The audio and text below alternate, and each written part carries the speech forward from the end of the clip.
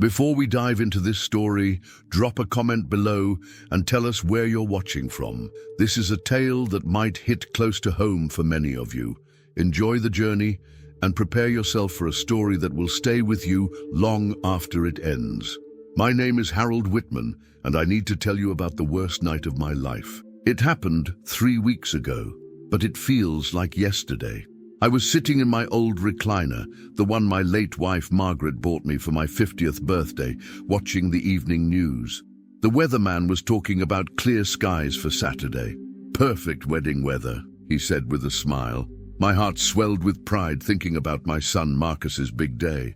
27 years I'd been preparing for this moment, ever since Margaret passed and left me to raise our boy alone. Tomorrow, I'd walk into that church and watch my son marry Sarah Blackwood, the love of his life. The phone rang at exactly 9:47 p.m. I remember the time because I glanced at the old grandfather clock Margaret inherited from her mother. Marcus's name lit up my phone screen, and I answered with excitement. "Marcus, tomorrow's the big day, son." I pressed my suit, polished my shoes. "Your mother would be so proud." "Dad, stop." His voice was cold, distant.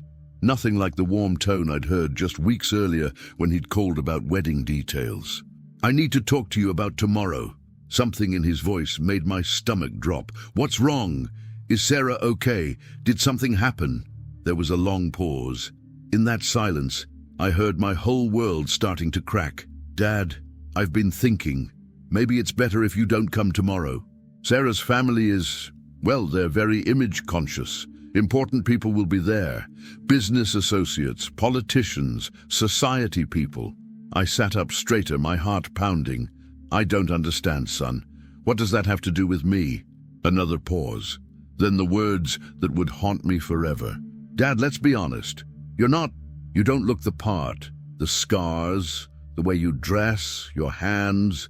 Sarah's father specifically asked about family appearances. I can't risk embarrassing her on the most important day of her life. The phone slipped from my hand and clattered to the floor. I stared at my reflection in the black television screen, seeing what my son saw. The jagged scars across the left side of my face and neck, souvenirs from the construction accident that nearly killed me 15 years ago. The rough hands that had worked themselves bloody to pay for his Harvard education. The simple clothes that were all I could afford after spending everything on his future. I picked up the phone with trembling fingers. "Marcus, I'm your father. I raised you. I sacrificed everything." "I know what you did, Dad, and I'm grateful. But this isn't about the past. It's about Sarah's happiness, about starting my new life right. You'll understand someday." The line went dead. I sat there in the darkness, staring at that phone, wondering when my son, my boy who used to trace my scars with his tiny fingers and call me his brave daddy, had learned to be ashamed of the man who gave him everything. But this was just the beginning. What I discovered next would change everything I thought I knew about my son, my sacrifice, and the true price of unconditional love. I didn't sleep that night. How could I? I sat in that chair until sunrise, staring at old photographs scattered across my coffee table, pictures of Marcus as a baby, as a toddler, as a young man graduating from Harvard. In every single one I was there, scarred face and all, and he was smiling. Let me tell you who I was before that phone call destroyed everything I thought I knew about my life. I was 23 when I married Margaret O'Brien, the most beautiful woman in our small town of Cedar Falls. She had auburn hair that caught sunlight like fire and a laugh that could fill any room. People used to stop us on the street and say we looked like movie stars. I was handsome then, 6'2", strong jaw, clear blue eyes, and hands that were calloused but clean. Marcus came along 2 years later, a perfect blend of both of us. Margaret used to joke that he got my stubborn streak and her brains, which meant we were in for trouble. She was right, but it was the good kind of trouble. Science projects at midnight, baseball games every Saturday, bedtime stories that lasted until we all fell asleep together. I was working construction then, but not the dangerous high-rise work that would later mark me forever. I did residential jobs, built dream homes for families just like ours. The money was good, steady. We had plans. A bigger house, maybe another baby, family vacations to places we'd only seen in magazines. Then Margaret got sick. Cancer, the doctor said. Aggressive. She fought for 3 years and I fought right alongside her. Sold everything we owned to pay for treatments insurance wouldn't cover. Took on more dangerous jobs because they paid better. High-rise work, bridge construction, anything that would give us more time with her. Marcus was only 8 when she died. I remember him standing beside her grave in his little black suit, holding my hand so tight I thought he might break my fingers. "It's just us now, Daddy," he whispered, "just us against the world." And that's exactly what it became. I worked 16-hour days to keep him in good schools, to make sure he had opportunities I never did. When he showed interest in science, I bought him every chemistry set and telescope I could afford. When he wanted to play violin, I found a way to pay for lessons, even though it meant eating ramen noodles for dinner 3 months straight. The accident happened when Marcus was 13. We were working on the Riverside Tower downtown when a cable snapped. Jimmy Rodriguez, barely 19 with a baby on the way, was directly in the path of falling steel beams. I didn't think, I just moved, pushed him clear and took the full impact across my face and shoulder. I woke up 3 days later, looking like a monster. The left side of my face was a web of scars. My neck twisted and marked. The doctor said I was lucky to be alive. Jimmy's wife sent me a card every year on the anniversary, thanking me for saving their family. But all I could think about was how Marcus would react when he saw me. He walked into that hospital room, took one look at my face, and climbed right into the bed beside me. "Does it hurt, Daddy?" he asked, touching the bandages gently. "A little," I admitted. "Then I'll stay here until it stops hurting," he said. And he did. For 2 weeks, that boy barely left my side. When I finally came home, he helped me with the bandages, brought me meals, read to me when the pain was too bad to sleep.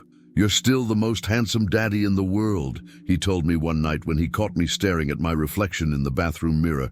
"These scars just prove how brave you are." I believed him then. God help me, I believed my son loved me exactly as I was. The years that followed were hard but full of purpose. I took any job I could get. My appearance limited my options, but my experience and dedication kept me employed. Every penny went toward Marcus's future. Private tutoring, college prep courses, application fees to the best schools in the country. When Harvard accepted him, we both cried. Not because we were surprised, Marcus had always been brilliant, but because we'd done it together. Against all odds, a scarred construction worker and his son had beaten the system. "I'll make you proud, Dad," he promised the day I dropped him off at college. "Everything you've sacrificed, everything you've given up, I'll make it all worthwhile."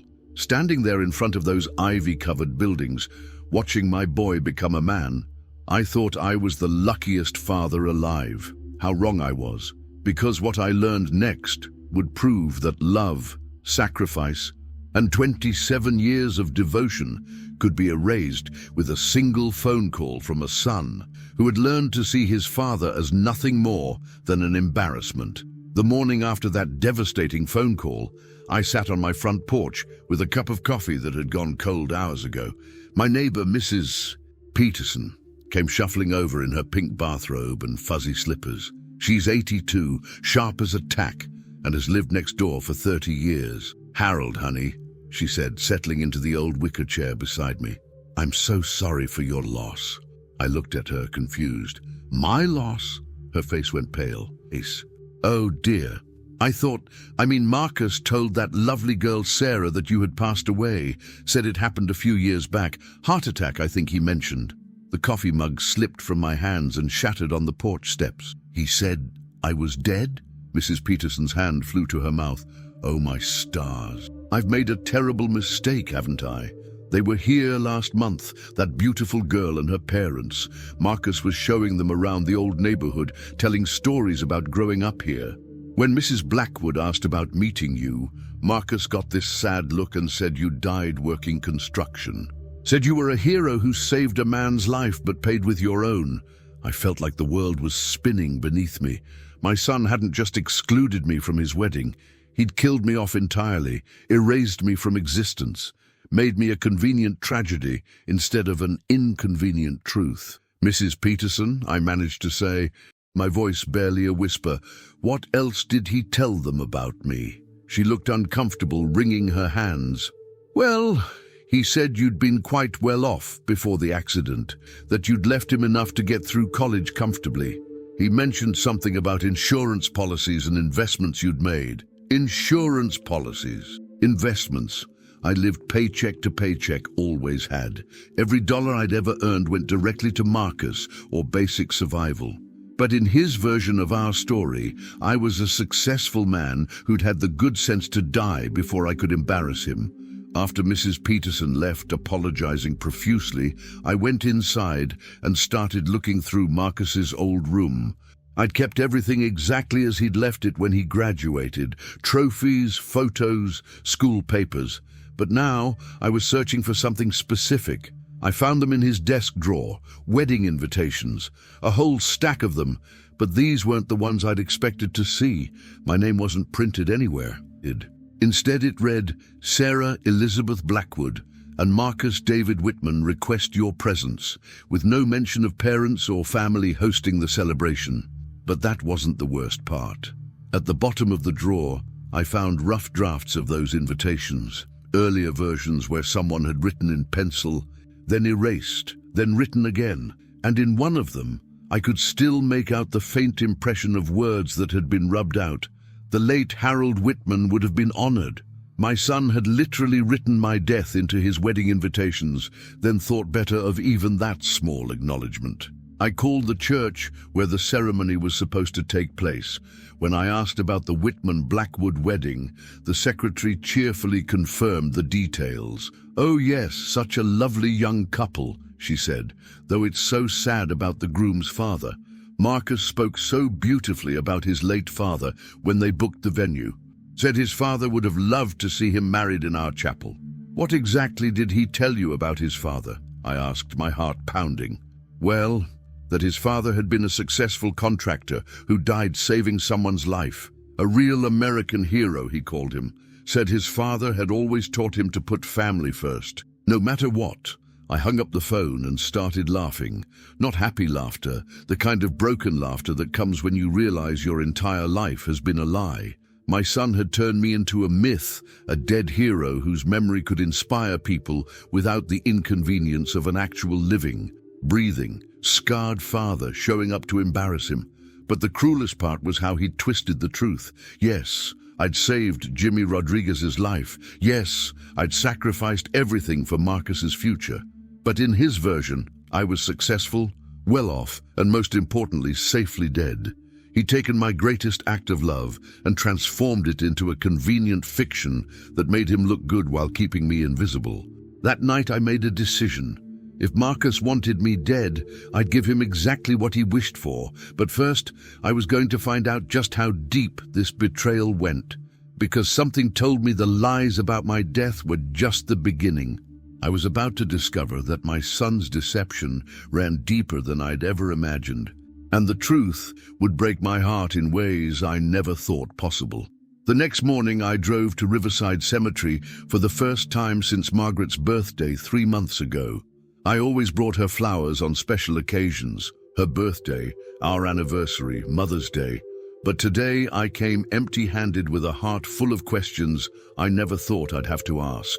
Her headstone was simple grey granite with her name, dates, and the inscription we'd chosen together during her final days. "Beloved wife and mother, her love lives on." I'd saved for 2 years to afford even that modest marker, working overtime shifts until my hands bled and my back screamed. I sat down on the grass beside her grave, something I hadn't done since the funeral. Usually I stood and talked to her for a few minutes, updated her on Marcus's accomplishments, then left feeling somehow lighter. Today felt different. Today, I needed my wife more than I had since the day she died. "Hello, sweetheart," I whispered, running my fingers over her name carved in stone. "I'm sorry I haven't been by to talk, really talk, in so long. I always figured you knew everything anyway, wherever you are. But something's happened, Maggie. something I can't make sense of alone. The wind rustled through the oak trees she'd always loved, and for a moment I could almost hear her voice telling me to take my time, that she had nothing but eternity to listen. Our boy, our Marcus. I choked on the words. He's ashamed of me, Maggie. Not just embarrassed. He's told people I'm dead. Killed me off like I never existed, like these 27 years of loving him meant nothing. I told her everything. The phone call, Mrs. Peterson's revelation, the wedding invitations with my name erased. As I spoke, memories flooded back. Moments I'd treasured that now felt tainted by this new knowledge. Remember when he was 6 and fell off his bike? Scraped his knee so bad he needed stitches. You were at chemotherapy, so I rushed him to the emergency room. He was crying, scared, and I let him hold my hand during the whole procedure. Afterward, he looked up at me and said, "Daddy, you're the bravest person in the whole world." I believed him then. The tears came freely now, 20 years of held-back grief mixing with fresh heartbreak. After the accident, when I looked like this, I touched the scars on my face. You never once made me feel like anything had changed. You'd trace these marks with your fingertips and say they were beautiful because they proved I was capable of loving someone else more than myself. These scars are love made visible, you used to say. I remembered coming home from the hospital, terrified that Marcus would be afraid of me, disgusted by what I'd become. Instead, he'd run straight into my arms and whispered, "Does it hurt, Daddy?" When I nodded, he'd kissed each scar gently and said, "I'll kiss them every day until they stop hurting." For months, he'd kept that promise. Every morning before school, every night before bed, gentle kisses on scars that would never fully heal. Where had that little boy gone? When did love turn to shame? I failed him, Maggie. I failed you both. I was so focused on giving him opportunities, on making sure he never wanted for anything, that I forgot to teach him what really matters. I thought my sacrifice was enough. I thought working myself into the ground, looking like a monster so he could have a future, I thought that was love. The afternoon sun was getting low, casting long shadows across the cemetery. I'd been sitting there for hours, but it felt like minutes. He's getting married tomorrow. And I'm not invited, not because I can't afford a nice suit or because I don't know which fork to use at fancy dinners. I'm not invited because my face reminds him where he came from, and apparently that's nowhere he wants to remember. I pulled out my phone and scrolled through years of photos. Marcus's graduation from high school, from college, dozens of proud moments where I stood beside him, scars and all, beaming with pride. In every single picture, he looked happy to have me there. But maybe I'd been seeing what I wanted to see. Maybe even then, he was planning his escape from the embarrassment of Harold Whitman. I don't know what to do. Maggie, part of me wants to show up at that church tomorrow and take my rightful place in the front row. I'm his father. Doesn't that count for something? But another part of me wonders if he's right. Maybe I am just a reminder of everything ugly and poor and common in his life. The wind picked up and picked, scattering dead leaves across her grave. I gathered them up carefully. Maggie had always hated a messy garden. I keep thinking about what you'd say if you were here. You'd probably tell me that love isn't about what people can do for us, but what we're willing to do for them. You'd remind me that I didn't save Jimmy Rodriguez because I expected gratitude or recognition. I did it because it was right. And maybe loving Marcus means letting him have the wedding he wants, even if it breaks my heart. But as I sat there in the gathering darkness, another feeling began to grow alongside the hurt. Something harder, angrier, something that whispered that maybe it was time Marcus learned that actions have consequences. And that erasing your father isn't as easy as crossing out a name on an invitation. "I miss you, sweetheart," I whispered, kissing my fingers and pressing them to her headstone. "I'm going to need your strength for what comes next, because I have a feeling this story is far from over." As I walked back to my truck, I had no idea how right I was. I woke up the next morning with a clarity I hadn't felt in days. The wedding was happening whether I was there or not, but I needed answers. I needed to understand exactly how deep my son's deception ran and what else he might be hiding. At 8 a.m. sharp, I called Morrison Investigations, a small firm I'd found in the Yellow Pages. The secretary put me through to Detective Ray Morrison, a gravelly-voiced man who'd spent 30 years with the police before going private. "Mr. Whitman," he said after I'd explained the situation, "I've heard stranger stories, but not many. You want me to investigate your own son?" "I want to know the truth," I told him.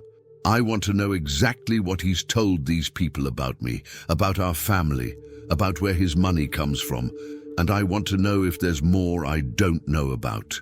Morrison quoted me a price that made me wince. It would eat up most of my savings. But what good was money if my entire life had been built on lies I wasn't even aware of? "Give me 48 hours, Morrison said. "I'll have preliminary findings by Monday." While I waited, I decided to do some investigating of my own. I drove to the Blackwood estate in the wealthy Hillcrest neighborhood, a world away from my modest two-bedroom house. The mansion sat behind iron gates, all white columns and manicured lawns. A small plaque by the entrance read, "Blackwood Industries, Private Residence." I parked across the street and watched. Around noon, a silver Mercedes pulled up. Sarah Blackwood stepped out, a petite blonde woman in an expensive-looking dress. She was beautiful, I had to admit, but there was something about her bearing that suggested she'd never worried about money a day in her life. What struck me was how she carried herself as she walked to the front door. This was someone who expected the world to accommodate her, not someone who'd ever had to struggle or sacrifice. What would a woman like this want with my son? And more importantly, what had Marcus told her about himself to win her interest? That evening, I drove past Marcus's apartment complex. He lived in Harbor View Towers, one of the most expensive buildings in the city. As I sat in the parking garage, I tried to do the math. Marcus worked as a junior analyst at an investment firm. Good money, but not good enough for a place like this. His rent alone had to be more than my entire monthly income. I'd always assumed he was careful with money, that the work ethic I'd tried to instill in him had made him frugal and responsible. But looking at that building, at the BMW in his assigned parking space, I realized I'd been naive. My phone rang. Morrison calling earlier than expected. "Mr. Whitman, I've got some preliminary information. You might want to sit down for this." I was already sitting in my truck, but I gripped the steering wheel tighter. "What did you find?" "Your son has been living quite a story for the past 2 years. According to multiple sources, he's told the Blackwood family that he comes from old money. Says his father, that would be you, was a successful contractor who owned his own company, built half the commercial buildings downtown before dying in a workplace accident." My heart sank. "Go on." "He's also claimed that you left him a substantial inheritance. We're talking 7 figures, said you had the foresight to take out massive life insurance policies and invest wisely in real estate. In his version, your death was tragic, but left him financially comfortable. But none of that's true," I whispered. "I know, but here's where it gets interesting. I checked his financial records. Legally. Of course, your son has been spending money like it's going out of style. Expensive dinners, designer clothes, that car, the apartment. But his salary doesn't support this lifestyle. Where's the money coming from?" There was a pause. "That's what I'm still working on. But Mr. Whitman, there's something else. Something you need to know about your son's relationship with the Blackwood family." "What?" "They're not just wealthy. They're connected. Richard Blackwood sits on the boards of 3 major corporations and has business relationships with half the city council. This isn't just about your son marrying a rich girl. This is about him marrying into power and influence, the kind that could set him up for life." After Morrison hung up, I sat in that parking garage for over an hour, trying to process what I'd learned. My son hadn't just denied my existence. He'd built an entirely fictional life story designed to impress people who could advance his career. He'd turned my death into a business opportunity, but the question that haunted me most was where the money was coming from. Marcus was living like a millionaire on a middle-class salary, and somehow he was making it work. The only substantial money I'd ever had access to was... My blood ran cold as a terrible thought occurred to me. I grabbed my phone and called my bank's automated line, punching in the number for my emergency savings account, the one I'd been building for years in case Marcus ever needed help. The automated voice delivered the news like a punch to the gut. Your current balance is $0.00. My hand started shaking as I called the customer service line. After 20 minutes on hold, a representative confirmed my worst fear. The account had been accessed multiple times over the past 18 months through online transfers, all authorized by the secondary account holder I'd added years ago in case of emergency. Marcus had been stealing from me to fund his fake rich lifestyle. Every expensive dinner with Sarah's family, every designer suit, every payment on that BMW, it had all been bought with money I'd saved working overtime shifts. Money I'd bled for, money I'd set aside in case my son ever truly needed help. He hadn't just killed me off in his stories, he'd been robbing my corpse. Saturday morning arrived grey and cold, matching my mood perfectly. Today was Marcus's wedding day, the day I was supposed to be celebrating my son's happiness, not planning a confrontation that would shatter whatever was left of our relationship. But I couldn't let this go. Not the lies, not the theft, and certainly not the complete erasure of my existence. I'd spent 27 years building a man who apparently saw me as nothing more than an obstacle to overcome. I put on my best suit, the same one I'd planned to wear to walk proudly beside my son. It was 10 years old, bought second-hand but clean and pressed. If Marcus was ashamed of how I looked, at least he couldn't say I hadn't made an effort. The rehearsal dinner was being held at the Riverside Country Club, the same place where I'd worked construction on their new wing 15 years ago. Back then, I'd eaten lunch in the parking lot because workers weren't allowed in the dining areas. Today, I was walking through the front door. The maître d' tried to stop me at the entrance. "Excuse me, sir, do you have an invitation?" "I'm the groom's father," I said simply. His face went pale. "I'm sorry, sir, but there must be some mistake. The groom's father, well, we were told that he was dead," I finished for him. "Yeah, I heard that too. Funny thing about rumors." I walked past him into the elegant dining room where about 50 people were gathered, laughing and toasting with champagne that probably cost more than my monthly grocery budget. The room fell silent as I entered, conversations dying mid-sentence as people took in my scarred face and simple clothes. Then I saw him.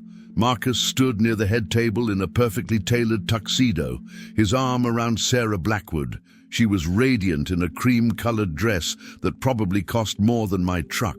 But it was Marcus's face that broke my heart. Not surprised, not embarrassed, but angry, furious that I dared to show up and disrupt his perfect fabrication. "What are you doing here?" he hissed, striding toward me with Sarah close behind. "Hello, son," I said loud enough for the room to hear.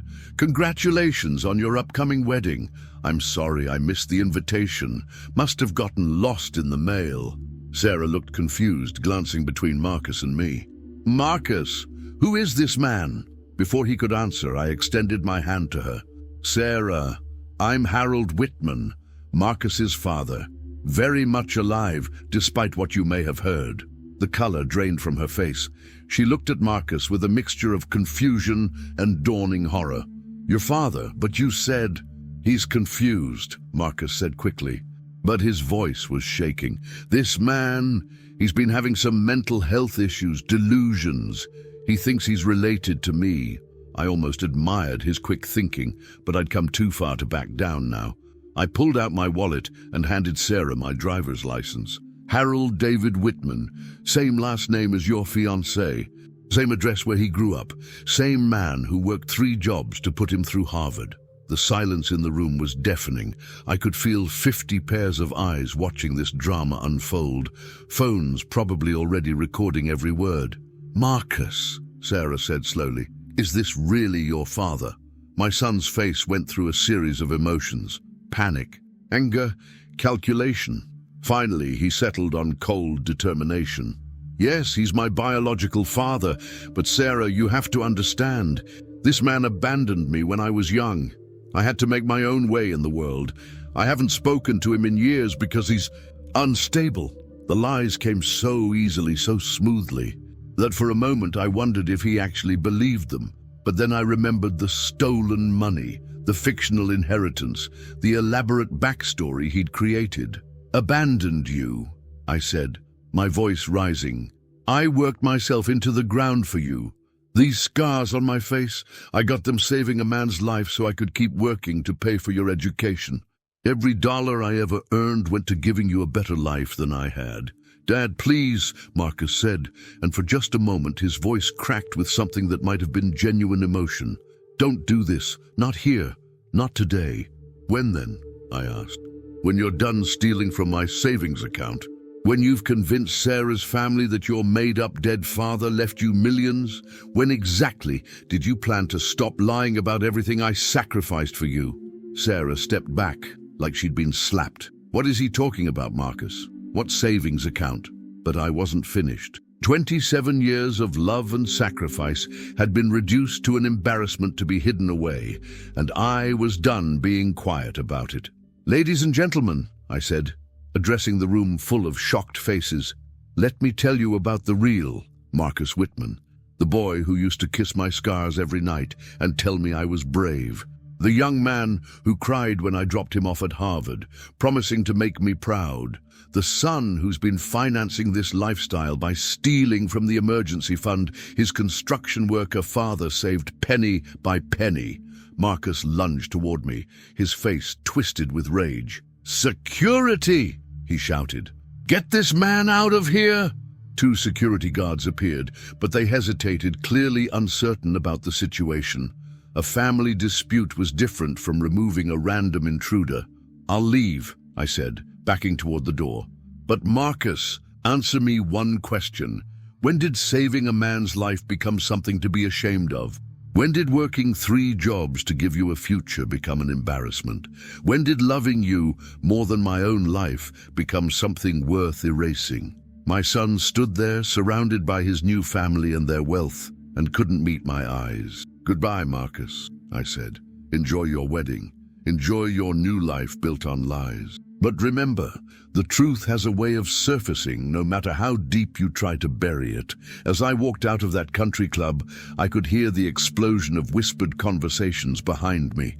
I'd lit a fuse tonight, and tomorrow's wedding was going to be very different than anyone expected, but I wasn't done yet. Not even close. I drove home from that disaster of a rehearsal dinner with my hands shaking and my heart pounding. The look on Marcus's face when I'd mentioned the stolen money, pure panic mixed with rage, told me everything I needed to know.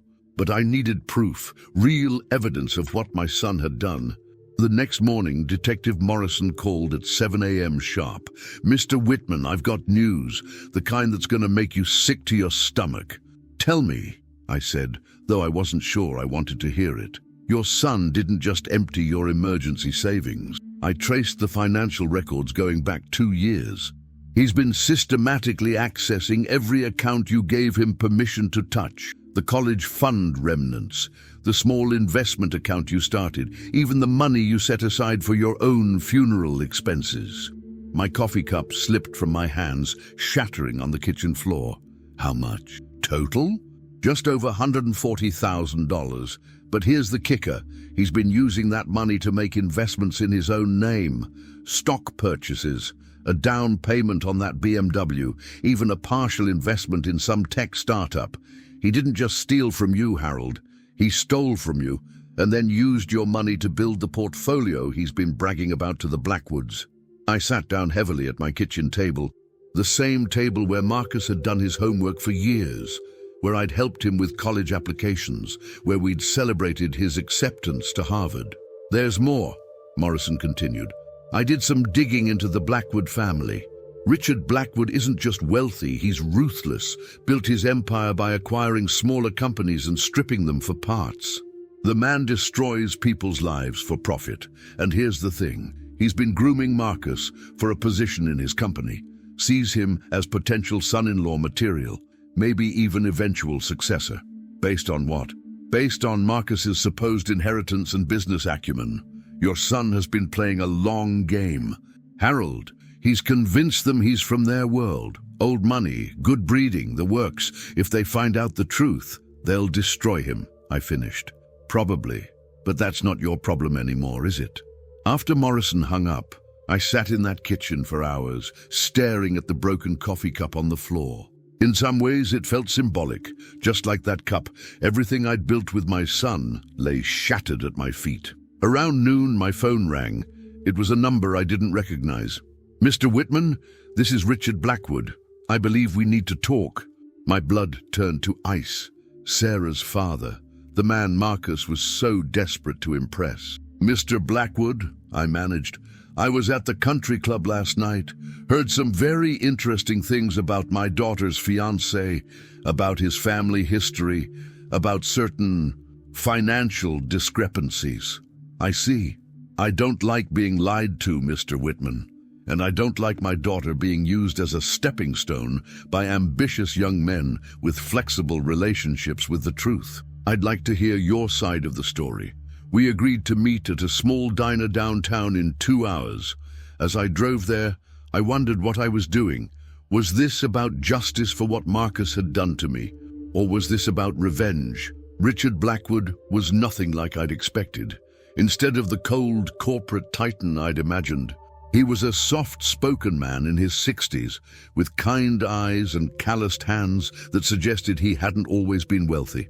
I started with nothing, he told me over coffee. Worked construction myself for 15 years before I saved enough to start my own company. Built it from the ground up with these hands. He held up fingers that, like mine, showed the wear of hard labor. Then you understand, I said. I understand sacrifice. I understand working yourself to the bone for your children's future. What I don't understand is a man who would lie about that sacrifice, who would turn his father's love into a convenient fiction. I told him everything. The accident, the scars, the years of working multiple jobs, the phone call 3 nights ago, the discovery of Marcus's lies, the stolen money. Blackwood listened without interruption, his face growing darker with each revelation. How much did he take? He asked finally. Everything, over $140,000 across multiple accounts. Blackwood was quiet for a long moment. Mr. Whitman, my daughter is marrying your son in 4 hours. She spent 6 months planning this wedding, invited 200 people, dreamed about this day since she was a little girl. If I tell her what I've learned, it'll destroy her, I said.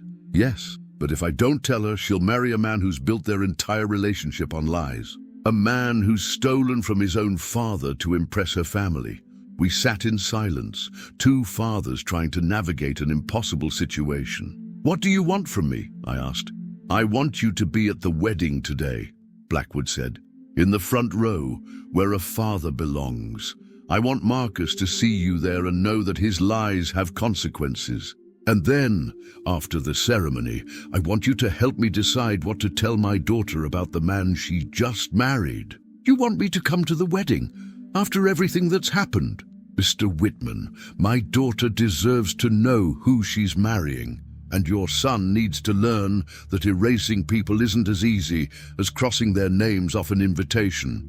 Sometimes the dead have a way of coming back to life. As I sat there in that diner, looking at a man who understood both sacrifice and power, I realized that Marcus's carefully constructed house of lies was about to come crashing down.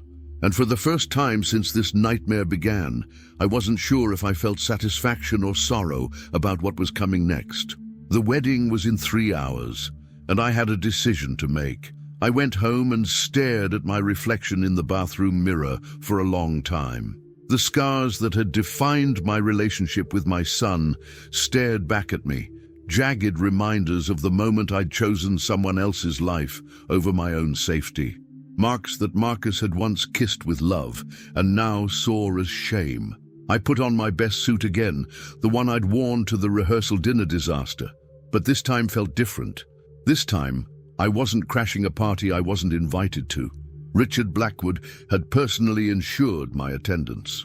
The church parking lot was full of luxury cars when I arrived. Mercedes, BMWs, Bentleys, the kind of vehicles I'd only seen when I was working construction jobs for wealthy clients. I parked my 15-year-old pickup truck between a Porsche and a Jaguar, and the contrast felt like a metaphor for everything wrong with this situation. Richard Blackwood was waiting for me at a side entrance. "Mr. Whitman," he said, shaking my hand firmly, "thank you for coming." "I'm still not sure this is the right thing to do," I admitted. "Neither am I," he said, "but sometimes there are no right choices, only necessary ones." He led me into the church through a back hallway, avoiding the main entrance where guests were still arriving. The sanctuary was magnificent, soaring ceilings, stained glass windows, white roses everywhere. Marcus had spared no expense, though now I knew exactly whose expense he hadn't spared. "I've reserved a seat for you in the front row," Blackwood said. "Right side, father of the groom's section, where you should have been all along. What did you tell your family about me being here?" His smile was grim. "I told them there had been a miscommunication about your death, that reports of your demise had been greatly exaggerated. As guests filed into the sanctuary, I caught fragments of whispered conversations. Word of last night's confrontation had spread, and people were buzzing with curiosity about the mysterious father who'd risen from the dead. Some stared at my scars with poorly disguised shock. Others looked away entirely, uncomfortable with the obvious signs of a working man's life in their pristine world. I took my seat in the front row, directly across the aisle from Mrs. Blackwood and Sarah's extended family. They kept glancing over at me, their expressions ranging from confusion to barely concealed horror. Whatever Marcus had told them about his heroic dead father, the reality of Harold Whitman was clearly not what they'd expected. The wedding march began, and Sarah appeared at the back of the church in a dress that probably cost more than I made in 6 months. She was beautiful, radiant, everything a bride should be. As she walked down the aisle, her eyes found me in the front row, and I saw her stumble slightly, her perfect smile faltering for just a moment. Then Marcus appeared at the altar, and our eyes met across 20 feet of sacred space. I'd expected anger, defiance, maybe even fear. What I saw instead was something that broke my heart all over again. He looked like a little boy who'd been caught in a lie and knew the consequences were coming. The ceremony began, and I found myself studying my son, as if seeing him for the first time. When had he learned to lie so smoothly? When had ambition replaced the values I thought I'd taught him? As the minister spoke about love, honor, and commitment, I wondered if Marcus understood the irony of making vows about truth and faithfulness when his entire relationship was built on deception. "If anyone objects to this union," the minister said, "reaching the traditional moment, speak now or forever hold your peace." The church fell silent except for the sound of my own heartbeat. I could feel Richard Blackwood's eyes on me, could sense the collective tension of 200 guests waiting to see if the dead father would speak. I stayed silent. Whatever my son had done to me, this wasn't the moment to destroy Sarah's happiness. That would come later, in private, when the truth could be handled with some dignity.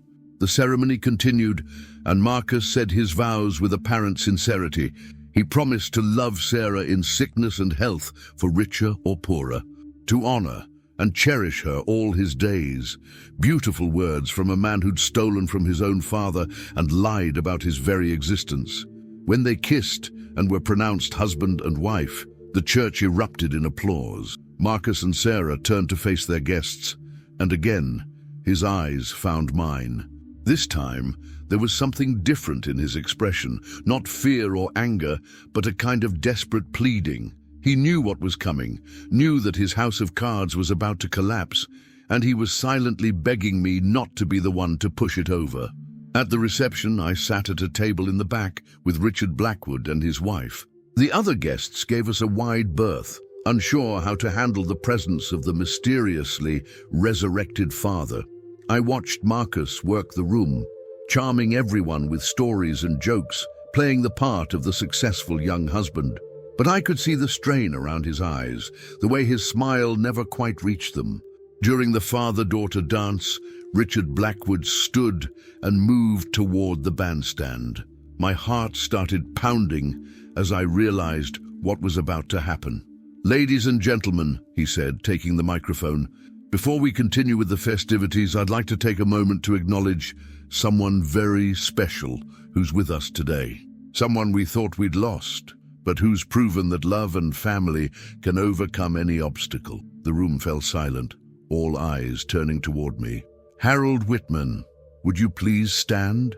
Let's give a warm welcome to the father of the groom, a man who sacrificed everything for his son's future and who's here today to see that sacrifice come to fruition." As I stood on shaking legs, the room burst into polite applause, but I could see the confusion on faces throughout the room, the whispered questions about how a dead man could be standing before them. Marcus looked like he was going to be sick. The truth was out now, at least partially, but the real reckoning was yet to come. The reception continued around me like a surreal dream. I sat at that back table, watching my son's new life unfold while knowing it was all built on quicksand. Every laugh, every toast, every congratulation felt hollow when I knew the truth about how Marcus had paid for this elaborate charade. Around 9 p.m., Richard Blackwood leaned over to me. "It's time," he said quietly. "Sarah deserves to know who she married before they leave for their honeymoon tomorrow." My stomach clenched. "Are you sure about this?" "No," he admitted. "But I'm sure about what happens if we don't tell her. My daughter will spend her marriage wondering why her husband's stories never quite add up, why his family history has so many holes. Better she learns the truth now than discovers it piece by piece over the years." He stood and walked toward the head table where Marcus and Sarah were cutting the cake, all smiles and champagne toasts. I watched from across the room as he whispered something in Sarah's ear.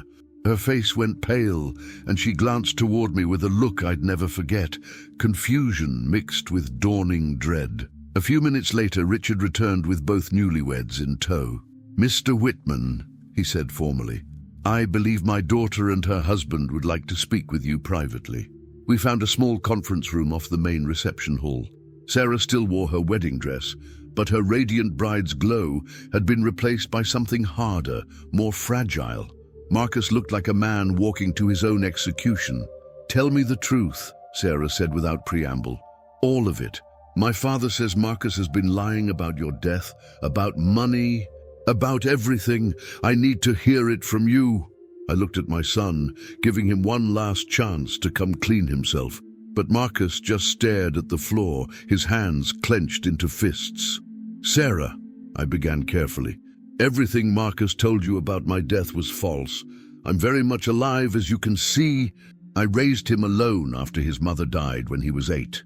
I worked construction, multiple jobs, to put him through college. But the inheritance he mentioned, the life insurance policies, there was no inheritance. I lived paycheck to paycheck. Always have. Every dollar I ever saved went to Marcus's education or his future." Sarah's voice was barely a whisper. "Then how has he been paying for everything? The apartment, the car, the lifestyle?"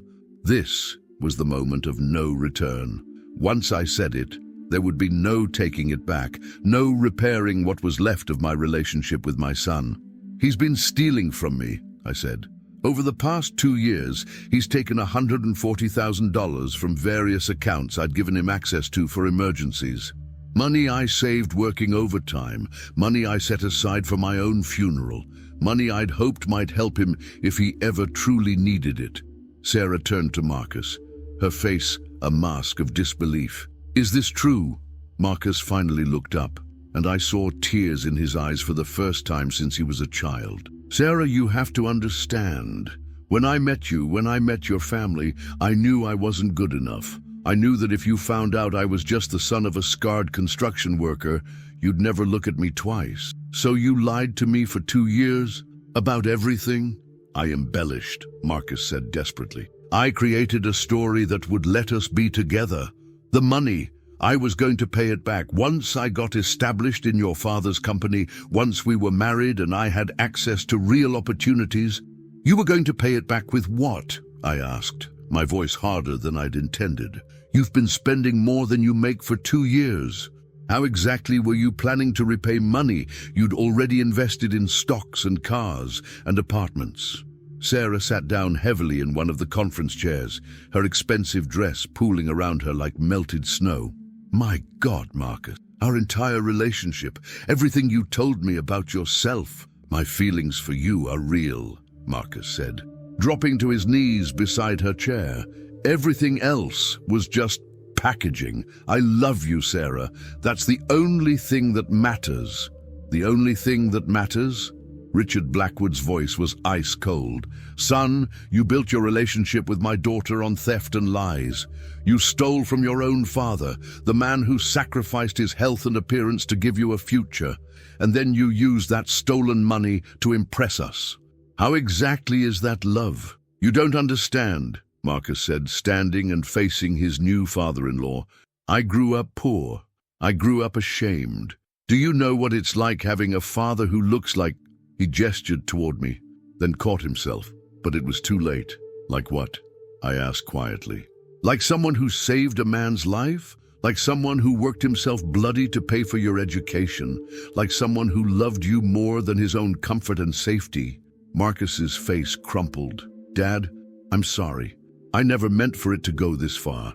It started as just a small lie and then it snowballed, and I couldn't figure out how to stop it without losing everything. So instead, you decided to erase me completely, kill me off in your stories, steal my money, and pretend you came from a different world entirely.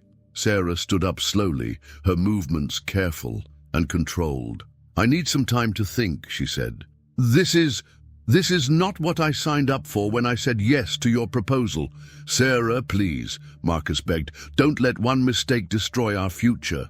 One mistake? Her voice rose for the first time. Marcus, you've been lying to me about who you are for our entire relationship. You've stolen from your father, the man who raised you, to finance a fake lifestyle designed to trick me into marrying you. This isn't one mistake, this is systematic deception. She walked toward the door, then turned back to face all of us. I'm going home with my parents tonight. Marcus, don't contact me until I've decided what I want to do about this marriage. We're supposed to leave for Paris tomorrow, but I can't. I can't even look at you right now. After she left, it was just Marcus, Richard Blackwood, and me in that small room. The sounds of the reception continued in the distance. Music, laughter, celebration. But it felt like we were in a tomb. What happens now? Marcus asked, his voice broken. Richard Blackwood straightened his tie and looked at my son with something approaching pity. Now you learn that actions have consequences, young man. Real consequences that can't be fixed with charm or lies or stolen money. As he left the room, Marcus and I were alone for the first time since this nightmare began. My son, my boy who used to kiss my scars and call me brave, sat in a chair in his expensive tuxedo and cried like the child he'd never really stopped being. Dad, he whispered, what have I done? But I was done being his safety net, done being the father who fixed everything and asked for nothing in return. You made your choices, Marcus, I said. Now you get to live with them. I left Marcus alone in that conference room, crying in his expensive tuxedo while his wedding reception continued without him.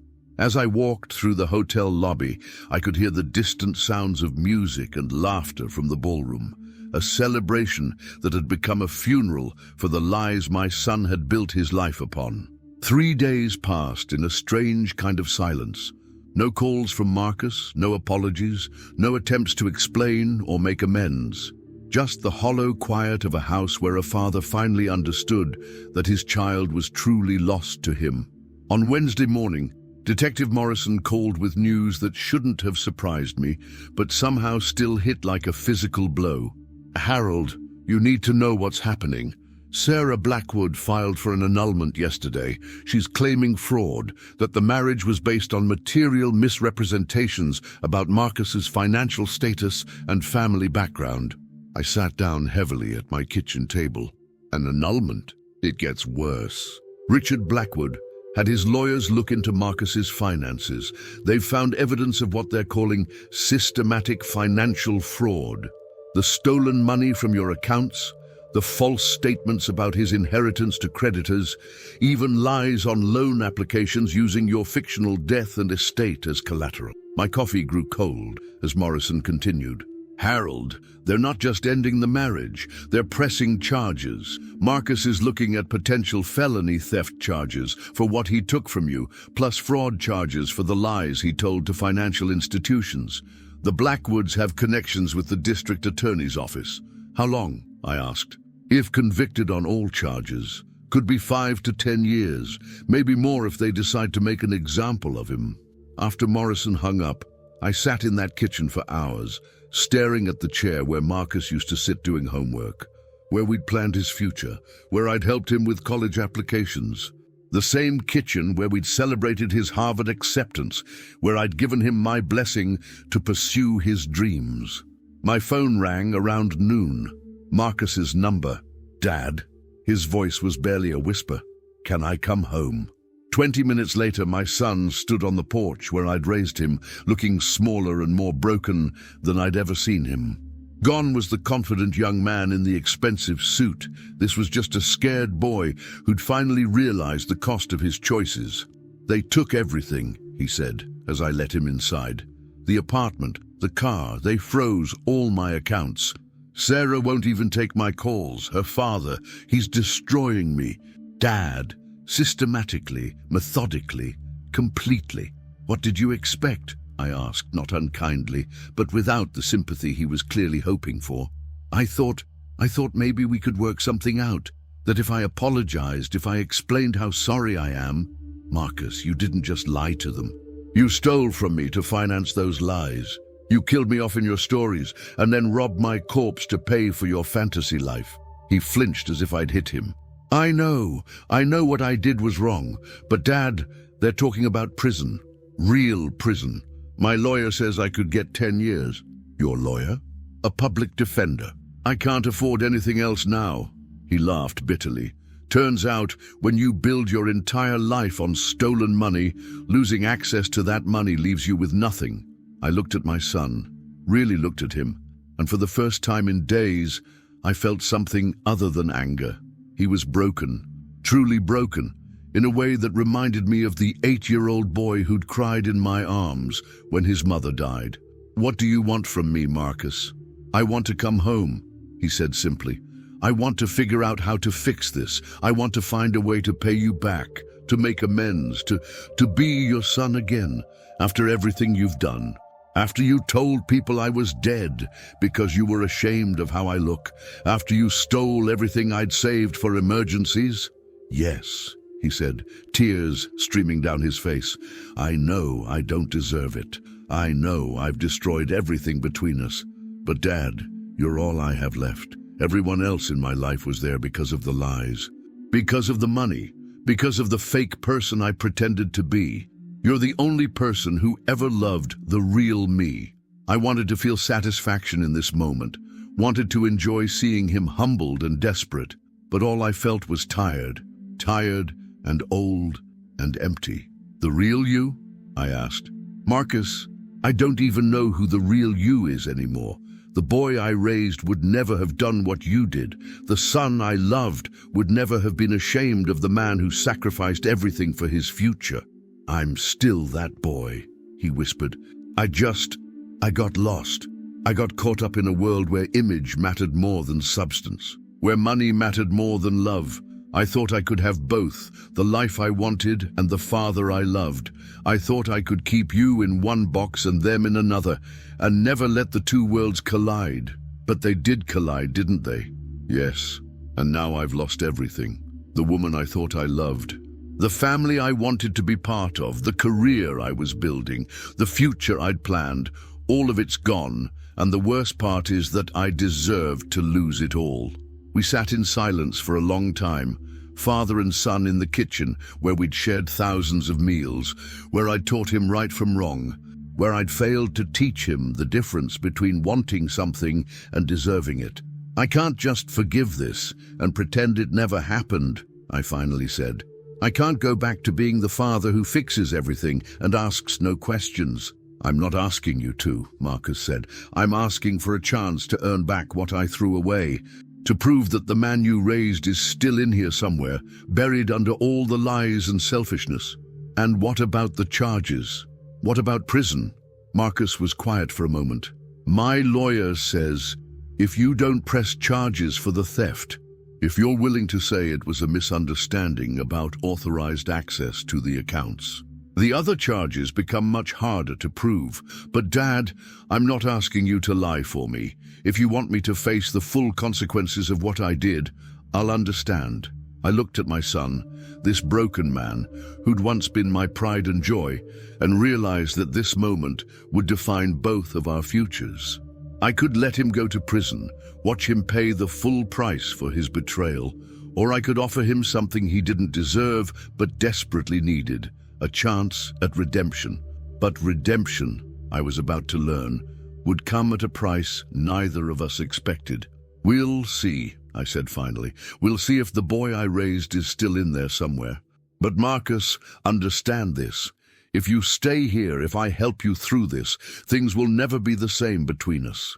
The trust you broke, some things, once shattered, never quite fit back together the same way. He nodded, understanding that this wasn't forgiveness, wasn't reconciliation. This was just the first step on a very long road toward earning back what he'd thrown away.